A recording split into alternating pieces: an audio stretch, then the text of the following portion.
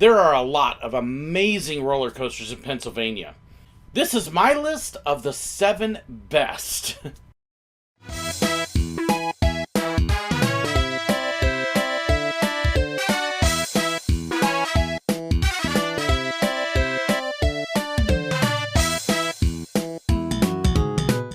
I've had the incredible privilege of being able to ride a lot of amazing roller coasters in Pennsylvania, and there's some fantastic ones. It's got a great collection of parks and a great collection of rides all over the state. But trying to take those and narrow them down to the best, that can be a little bit more difficult. And of course, if you know me, I don't have particular favorites most of the time. It's kind of like this group of stuff. So I've got 7 of my favorite coasters kind of grouped by park, rather than in order of preference. I think that may be the easiest way to do it. Along with those 7, I also have 3 honorable mentions, and 2 that may be shockingly excluded, but there's a good reason for that. Let's start off at Dorney Park. I have to give a caveat here. Dorney is the one park I have not been to in a long time. In fact, the last time I was there was 20 years ago. I'm kind of overdue for a return. But Dorney was an amazing park with a lot of history in it. It had a couple of my favorite coasters at the time I was there. Talon had just recently opened up. It was just an amazing ride, quickly becoming one of my favorite inverted coasters. We got a chance to ride it several times and just had a blast. Its ground level turn was just an amazing element that still stands out 20 years later. Absolutely great coaster. The funny thing is, the coaster that really stands out to me as a favorite was Steel Force. Now, I know a lot of people aren't real keen on the Morgan Hypers, but I loved it. I still love the Morgan Hypers that I've been able to get on. It's a simple, but it's a fun ride with lots of airtime, and I had a blast on it. There's a very similar coaster up at Worlds of Fun here called Mamba, and absolutely love it. I could sit on that coaster and just keep rewriting it. Great ride, wonderful, fun, airtime. It's got everything I'd want. Now, an honorable mention here at Dorney goes to Thunderhawk. Not necessarily because it's a great ride currently, but it should be. You could tell 20 years ago it was definitely in need of some TLC, and I have no idea what it's like currently. It could be a fantastic ride right now, or it could still be in need of some TLC. But you could tell that there's the potential there for it to be an amazing ride if it's in good condition and taken care of. It kind of gets a shout out there for potential, I guess you could say. And for history. It's an old coaster with a lot behind it. I would love to see this coaster running the way it could. Next up on my list, this starts in with my recent parks, and that is Kennywood. Kennywood's got an amazing collection of coasters, some of the oldest in the country, as well as some of the newest, some of the most family-friendly, and some of the most thrilling rides. It's got 2 that make it on this list. The first one from Kennywood is a classic old coaster. It's actually a rebuild of the Pippin, and that is Thunderbolt. Thunderbolt was just an amazing ride. It's not anything terribly high or fast or thrilling. It was what I would call a stupid grin ride, kind of like Giant Dip Ride in California and several others. You just can't help but have fun on it and come off of it with a dumb grin on your face and go, hey, let's do it again. I wish I'd had time to get more rides in on it. Unfortunately, it shut down right after we rode it. Just an amazingly fun ride. They did such a fantastic job on this coaster and do a great job keeping it up. Love Thunderbolt. One of my favorites there. Honestly, it might be my favorite in the park, except for this one other coaster, and that's Steel Curtain. And I'd have a hard time choosing between the 2. Steel Curtain actually made me a little bit nervous. At the time I rode it, I had a sore rib and a little bit of stiffness and pain there, and I was a bit concerned because I had heard people say that it was a little on the rough side. It wasn't rough, it was amazing. So happy I got in a couple rides. Smooth. Even the drop is not one of those drops where your stomach gets yanked. You get a great rush on it. But it isn't one that overpowers you, which I was really surprised at. I really enjoyed the coaster. It was intense, but not painful and not overwhelming. It had spots of airtime. It was just a fantastic layout.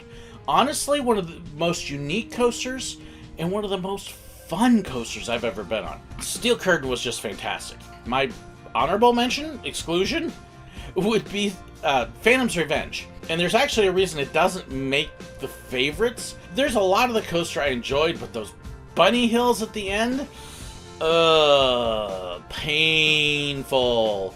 It's a neat ride. I love how they blended it with the terrain and used the old coaster from the Phantom and parts of that, but those bunny hills are, they're the thing that kills the ride for me. I enjoyed the ride up to that point, and at that point it was pain. If there was a way to reprofile that, or fix it somehow, or, I don't know, maybe change the train, see if that would work. But that's the one thing that keeps it from being on this list. Next park jumping over to is Hershey Park, which has 2 coasters on this list, but probably should have had 2 more. However, I didn't get to ride a couple other biggest coasters. Fahrenheit and Storm Runner were closed when I was there. They actually opened up Storm Runner like 4 days after I left. Ugh.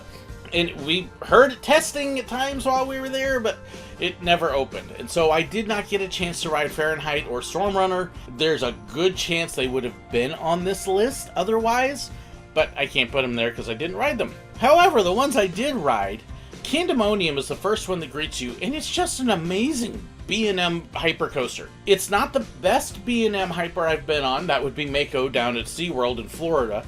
It's just a great ride. Smooth, lots and lots of airtime. Again, it's another one of those rides that I could sit on and ride over and over and over again and have a blast doing it. Absolutely loved Candemonium. Right over near it would be Sky Rush. Sky Rush is an Intamin hyper, and you can definitely tell the difference. It's ejector air versus smooth floater air. In other words, when it gives you that feeling of out of your seat, it's almost tossing you out. But it's such a rush. Perfect name for the coaster, it really is. I would have a hard time picking between those 2 coasters. They're very different experiences, even though they're similar types of coasters. Sky Rush is more intense than Candemonium, but both are just fantastic coasters. Easily up in my favorites list. My honorable mention goes to one that will probably surprise a lot of you. That's Laugh Track, and that's because it surprises the dickens out of me. We wrote it just as the credit. Okay, it's a spinning mouse coaster in a building, you know, whoopee. We were very impressed, very surprised. The theming inside the box, inside the building, was actually pretty neat, but then it was smooth, it spun in a way that didn't get you sick. It was just a blast to ride. It's another one I would have loved to have hopped on and gone again a couple times. Just didn't have time. It was really a neat ride. Again, a great name, Laugh Track, because you came off laughing and giggling. Definitely a neat ride. Don't overlook Laugh Track. It's easy to be one that you would look at and go, eh. But if you haven't been on it, go check it out. It may surprise you. My last coaster in the state of Pennsylvania, at the last park I've got on this list, is at Knoebels Grove in Elysburg, Pennsylvania. This is an amazing park. It's always been one of my favorites since I first visited, and my wife very quickly fell in love. This was her favorite park of our whole trip. She absolutely loved Knoebels. And the coaster there, it was my favorite coaster when I first went 20 years ago, and it didn't disappoint this last time. If I had to pick a single favorite coaster in Pennsylvania, this would probably be it, and that is the Phoenix. Just an amazing ride. They take care of it so well.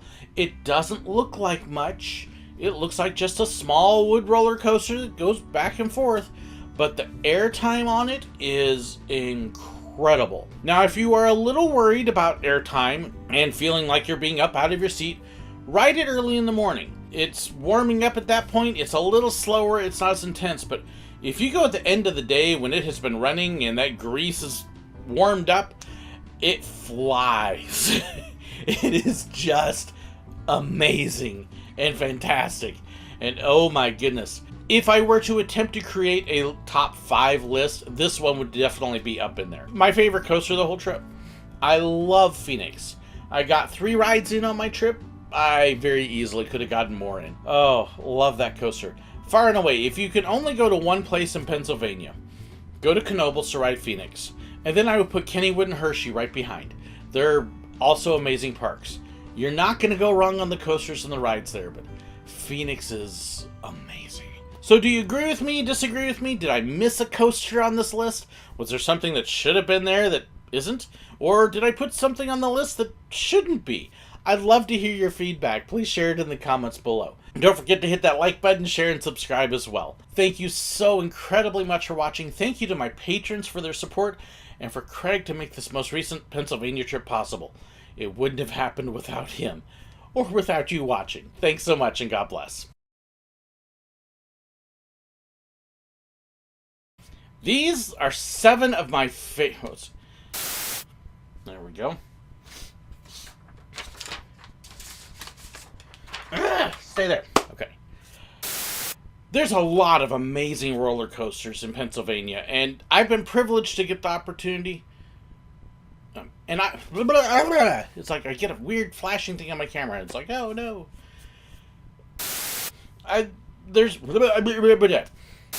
Number 1 is a classic old coaster, the remodel of the Pippin Thunder. Nope. Not Thunderhawk. And a great.